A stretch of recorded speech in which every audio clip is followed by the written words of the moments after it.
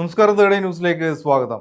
ലൈംഗിക ആരോപണത്തിൽ പെട്ട് യൂത്ത് കോൺഗ്രസ് സംസ്ഥാന പദവി രാജിവെച്ച Rahul Mamkootathil M L A സ്ഥാനം കൂടി രാജിവെക്കണമെന്ന ആവശ്യം ഉയരുകയാണ് കോൺഗ്രസിൽ ഇത് സംബന്ധിച്ച് ഇരു വിഭാഗങ്ങൾ, അതായത് രാജിവെക്കണമെന്ന് കുറേയേറെ നേതാക്കളും എന്നാൽ രാജി തൽക്കാലത്തേക്ക് വേണ്ട എന്ന് പറയുന്ന മറ്റു ചില നേതാക്കളും തമ്മിൽ വലിയ രീതിയിലുള്ള വാക്പോര് തുടരുന്നു എന്നാണ് നമുക്ക് മനസ്സിലാക്കാൻ സാധിക്കുന്നത്.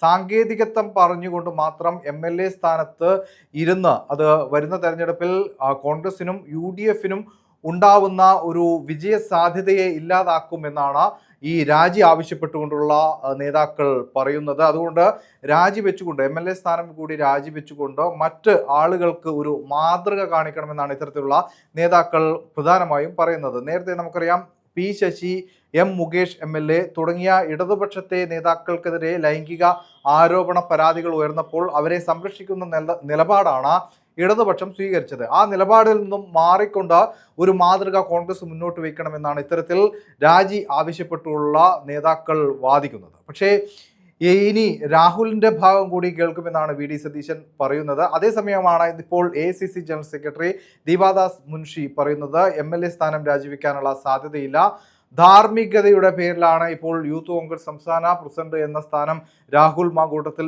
രാജിവെച്ചത് എന്നാണ്. അതേസമയം കഴിഞ്ഞ ദിവസം സംഘടനാ ജനറൽ സെക്രട്ടറിയായ AICCയുടെ സംഘടനാ ജനറൽ സെക്രട്ടറിയായ KC വേണുഗോപാൽ MP പറഞ്ഞത് ഇത് പാർട്ടിയുടെ നിലപാടാണ് അദ്ദേഹത്തെ ഈ സംസ്ഥാന പ്രസിഡന്റ് സ്ഥാനത്ത് നിന്നും പുറത്താക്കിയതിന് പിന്നിൽ എന്നാണ്.